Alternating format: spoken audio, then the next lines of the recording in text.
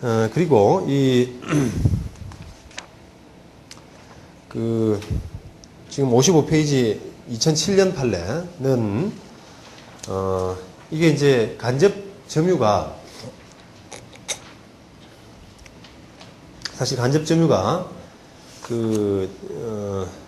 임대인에 대해서 뭐 유효하기 위해서는 이제 동의를 받아야 되는데, 이런 굳이 임대인이 명시적으로 동의하지 않았다고 하더라도 임대차 관계에 어떤 해를 끼치는 적대적인 부분이 아니라 그러면 이런 간접 점유를 통한 점유도 유효하다, 대항력도 유효하다라고 그렇게 지금 명시적으로 좀 판단을 하고 있습니다.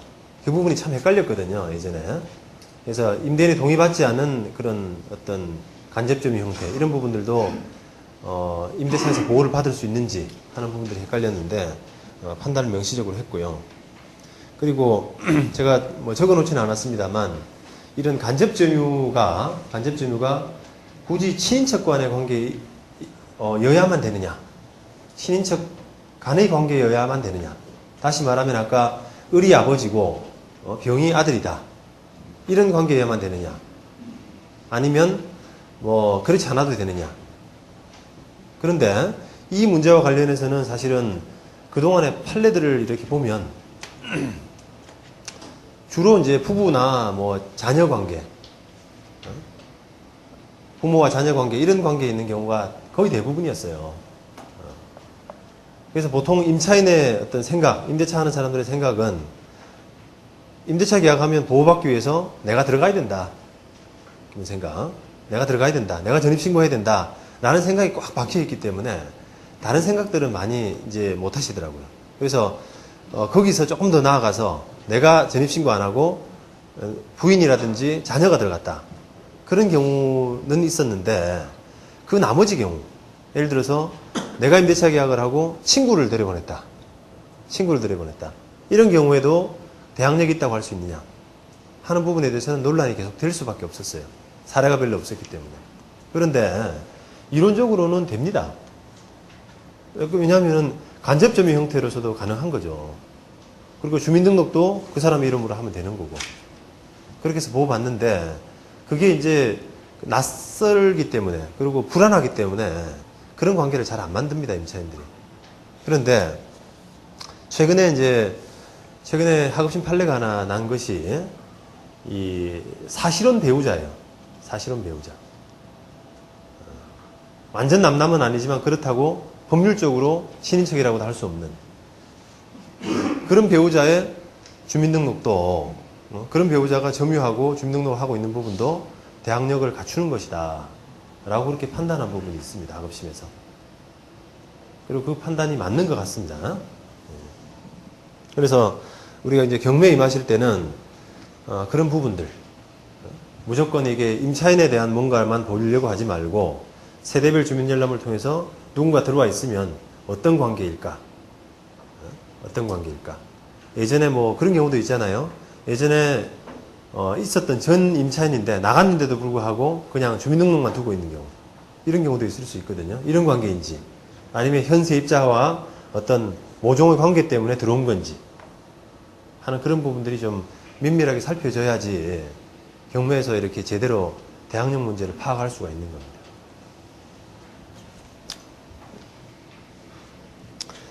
그 다음에 56페이지 대항력 효력 시점에 관한 입법론상의 문제, 이렇게 했는데, 우리가 다 아시는 것처럼 대항력 갖추려면 이사하고, 그러니까 점유하고 주민등록, 전입신고를 갖추는, 그걸로서 이제 대항력이 갖추어지는데, 대항력을 갖추는 시점은 주민등록을 한 다음 날로 보는 거죠. 다음 날 0시 이렇게 보기 때문에 이게 이제 임대차하고 주인이 바로 근저당을 설정해 버렸다든지 그날, 이런 경우에는 임차인이 피해를 볼 수가 있습니다. 근저당은 바로 그날 설정한 그날 효력을 발생하는 데 반해서 임차인의 대항력이나 우선 변제권은 다음날 0시로 효력이 정해져 있기 때문에 그런 문제가 생기는 거죠.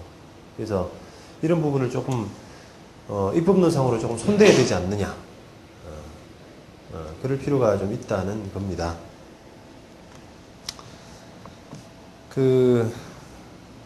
최근에 재밌는 사례를 하나 봤는데,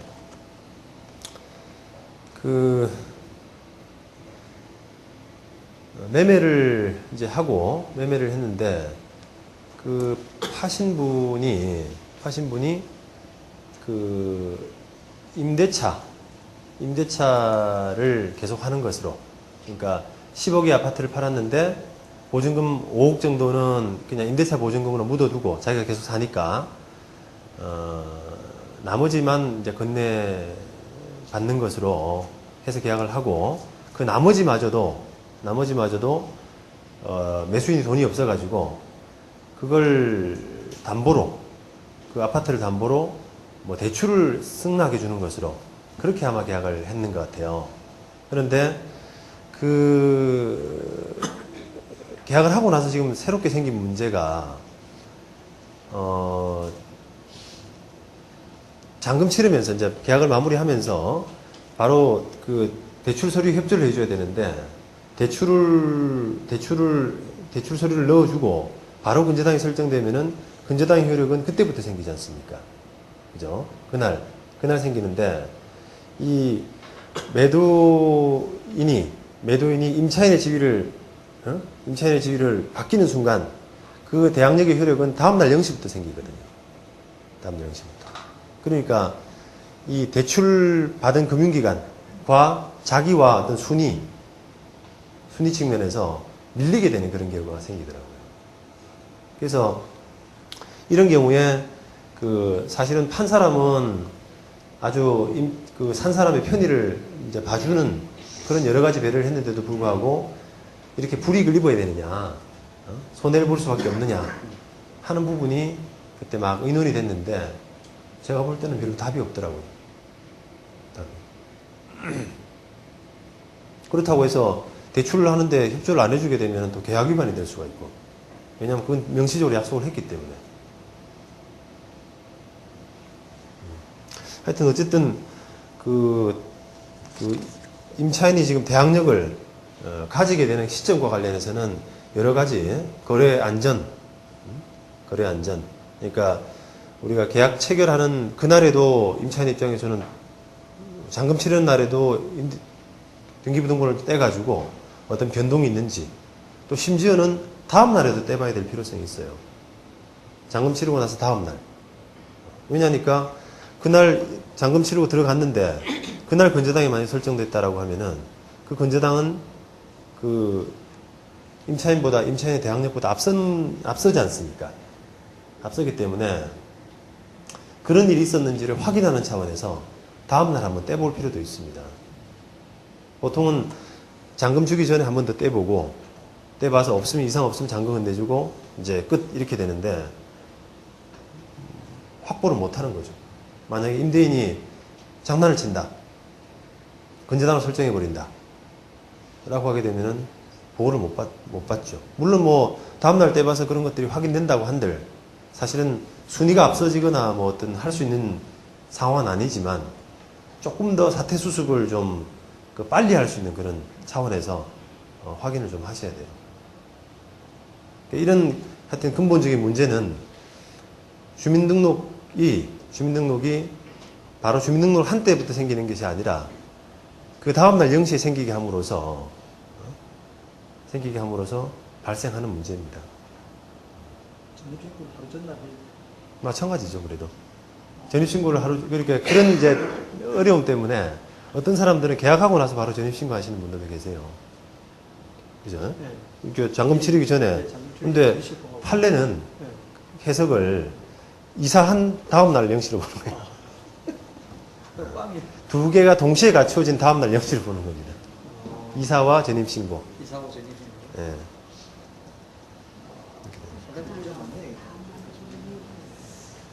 그러니까 지금 왜 다음날로 그래 법이 정해져 있느냐? 법이 정해져 있습니다, 그게. 근데 법을 왜 그렇게 정했느냐? 그거는 제가 볼 때는 아주 편의적인 발상 같습니다. 편의적인. 그러니까 시점을 두고 이게 논란이 되기 시작하면 복잡하거든요. 그죠? 건저당이 언제 몇 시에 됐느냐? 주민등록이 몇 시에 했느냐 이런 걸 따져야 되잖아요. 그러니까 복잡하니까 그냥 다음날 0시 하면은 명백해지죠. 순서가. 그 전날 설정된 근저당보다는 후순위, 그 다음날 설정된 근저당보다는 선순위. 0시에 된 근저당은 없으니까. 그런 차원에서 아마 권리관계를 명확하게 하는 차원에서 만들어지지 않았나라는 생각은 해보는데 대단히 임차인한테는 좀 불합리한 법입니다. 그래서 지금 이제 그 임차인의 보호 차원에서 이제 전입신고를 좀 빨리 하는 그런 경우도 아까 말씀해 주셨는데 또 여담을 말씀드리자면은 그런 해석이 한 번 더 나온 적이 있는데요.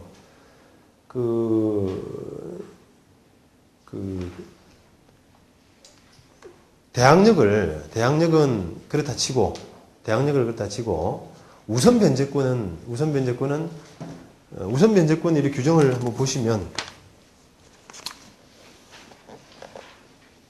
58페이지 있네요.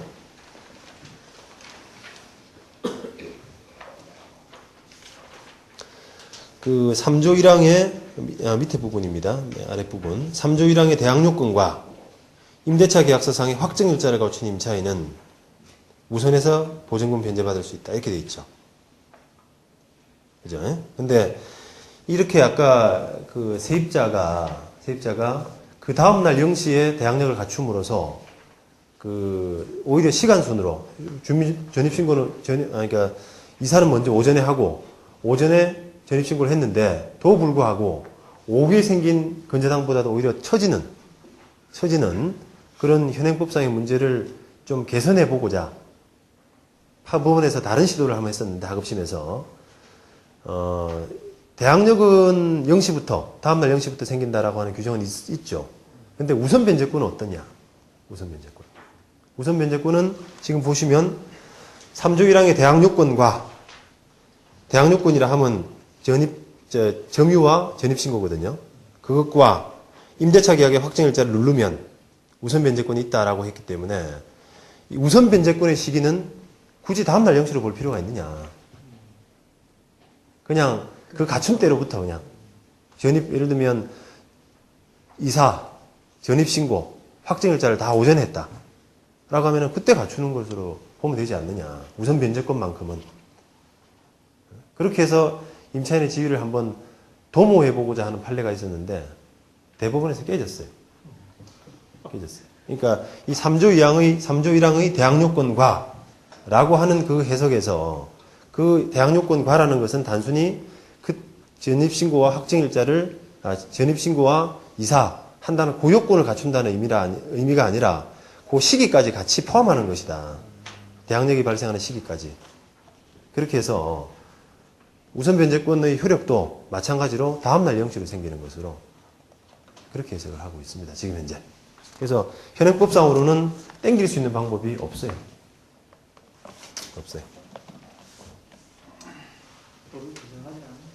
네, 그렇습니다. 자, 그 다음에 뭐 상가 건물 임대차 보호법에서 임대료 인상하는 거 뭐 제한이 있다는 겁니다.